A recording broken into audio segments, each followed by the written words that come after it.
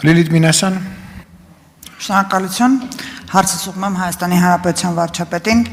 Պարոն վարչապետ, օրերս հայկական համալսարան այսպես կոչված կրթական կենտրոնը կազմակերպել էր հանդիպումներ Ռոբերտ Քոչարյանի եւ Սերժ Սարգսյանի հետ, քառասերունդ ներկայացուցիչների հետ։ Ուզում եմ մեր քաղաքացիներին հիշեցնել, որ Ռոբերտ Քոչարյանը եւ նրա քաղաքական ուժը 2021 թվականին այն ուժի հետ էր ուսանողների հետ հանդիպումը, որ 2021 թվականի նախընտրական քարոզարշավի ընթացքում եթերով գովազդ էին տալիս բայրակթարներով մեր զինվորների ռմբակոծումը։ Ռոբերտ Քոչարյանը իհարկե բավականին քննարկվող արտահայտություններ է արել այդ հարցազրույցի ընթացքում, բայց կուզեմ անդրադառնալ մեկին եւ ցանկանամ լսել ձեր մեկնաբանությունը։ Ցիտում եմ, հարցին ի պատասխան ասում է, այս պատերազմը որ եղավ, չպետք է լիներ։ Այս պատերազմը հրահրվեց մեր կողմից, հայերի կողմից, հայկական իշխանության կողմից։ Շնորհակալություն։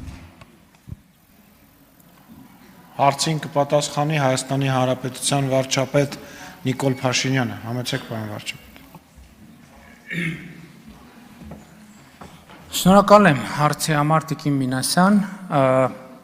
բայց չգիտեմ արդեն որ երրորդ անգամ պիտի այս ամբիոնից ցիտեմ Ռոբերտ Քոչարյանի քաղաքական երկվորյակ Սերժ Սարգսյանին, որ այս ամբիոնից 2018 թվականի արդեն ամիսը ապրիլի 17-ին հայտարարել էր եւ որ մենք այլևս չէ, պիտի այսինքն հայտարարել էր, որ այլևս պետք է սպասենք պատերազմի։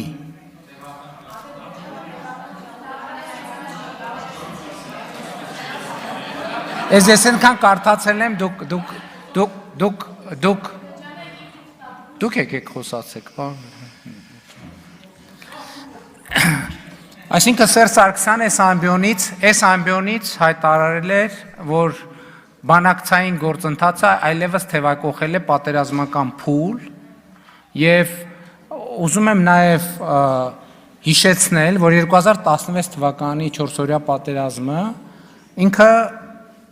դե յուրե քաղաքականապես չի ավարտվել։ Դրա արդյունքում ոչ թուղթ, ոչ բան չի ստորագրվել։ Եվ ուզում եմ հիշեցնել նաեւ, թե ինչպես այս ամբիոնից խոսել ենք, որն էր պատերազմը թույլ չտալու դրանից առաջվա Ռոբերտ Քոչարյանի մեթոդաբանությունը, մեղրին փոխել Ղարաբաղի հետ եւ այլն եւ այդպես շարունակ, մադրիդյան սկզբունքներ եւ այլն եւ այդպես շարունակ։ Բայց գիտեք, այդ թեման իրականում անկեղծ եմ ասում, Տիկին Մինասյան, ես ոչ ձեզ, ոչ էլ ազգային ժողովի մյուս падգամավորների հետ ասել եմ, բանավեճ չունեմ։ Այդ մարդկանց ասել եմ, հերիքա բանի տենց կամ միամիտ երևացող լսարաններ հավաքեք ու տենց բան լուրջ դեմքով բաներ պատմեք։ Լսեք, բան ունեք ասելու։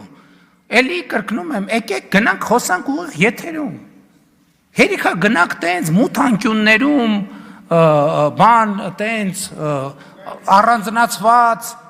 բան ունեք խոսալու, եկեք գնանք խոսանք։ Ինչի մասին եք ուզում խոսանք։ Ուզում եք Ղարաբաղի բանակցությունների մասին խոսանք, ուզում եք պատերազմը հետաձգել չհետաձգելու մասին խոսանք, ինչի մասին եք ուզում խոսանք։ Եկեք գնանք խոսանք։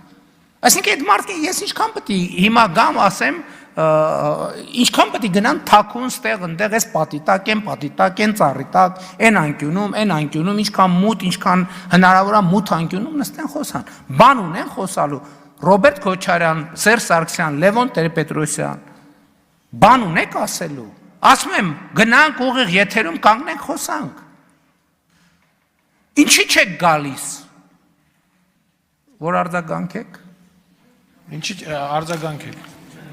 Վարչապետ, արձագանքի ընթացքում եւս մեկ միտք եմ ուզում ձեր դատին հանձնել, այսպես ասած, որը, չգիտեմ, տարակուսանք է առաջացնում առնվազն, այս մարդը հիշողության հետ խնդիր ունի, թե լավ կարողանում է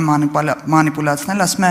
ռուսական զորքը այնտեղ կանգնած է, նկատի ունի Լեռնային Ղարաբաղը, 2000 հոգի անվտանգությունն է պահում ու վատ չէին անում իրենց ֆունկցիաները, մինչև մի պահ։ Այդ ընթացքում Հայաստանի ղեկավարը գնում է Պրահա եւ ասում է ընդունում եմ Ադրբեջանի կազմում։ Ու ռուսների հետ չի բանակցում, տեղակել չի պահում։ Ու ըստ էության դրանով Ռուսաստանին որպես միջնորդ այդ միջնորդի աթոռը տակից վերցնում է։ Հիմա ուզում եմ հասկանալ, իրապես հիշողությունն է խնդիրներ առաջացնում արդեն, թե զուտ վարժ ստել գիտի։ Գիտեք, ես այդ իրադրության մասին էլ այս ամբիոնից գոնե մի քանի անգամ խոսել եմ։ Ես խոսել եմ այն մասին, որ դրան նախորդող շրջանում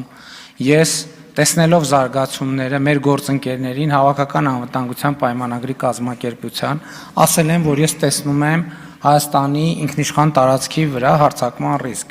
Հավաքական անվտանգության պայմանագրի կազմակերպության մեր գործընկերները ասել են, որ իրենք դա հնարավոր չեն համարում, բայց առավել եւս Հայաստանի սահմանները իրենց համար կարմիր գիծ են։ Երբ որ տեղի է ունեցել 2022 թվականի սեպտեմբերյան պատերազմը, երբ որ Հայաստանի տարածք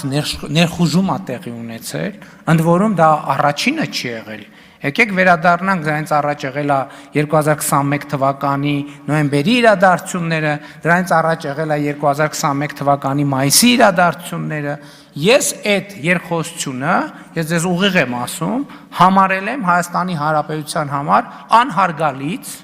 եւ ես այո որոշում եմ կայացրել, որ Հայաստանի կառավարությունը պետքա ճանաչի Հայաստանի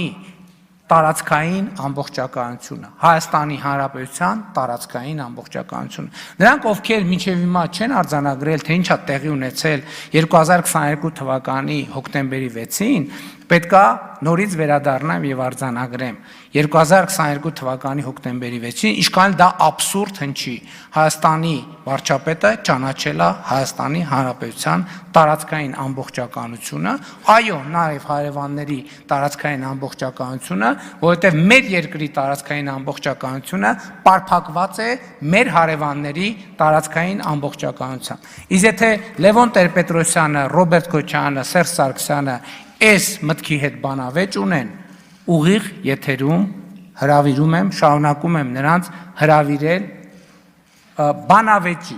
Երբ որ ընդհանրապես, գիտեք ինչ, երբ որ որևէ մի բան են ասում, հերթական սարսափազդու կամ հիմար միտքն են արտահայտում մեր հարգելի գործընկերները, ուրեմն առաջին ռեակցիան իմացեք։ Եկեք ձեր խելոք, հիմար, իմաստուն, ոչ այդքան մտքերը հավաքեք, եկեք կանգնենք։ Ընդ որում տեսեք, չէ, ազնիվ բան եմ, չէ, առաջարկում, մեկը ընդդեմ 3-ի, մեկը ընդդեմ 3-ի։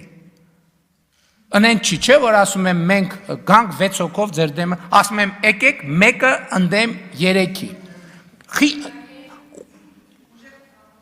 Հա, էլ չեմ ասում են մարդու համար, որը տենց բան է,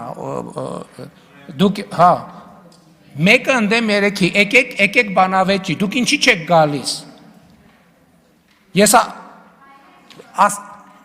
ասեցի, նախկինում ասել եմ, էլի չկրկնեմ, շատ լավ։ Շնորհակալություն Արթուր Խաչատրյան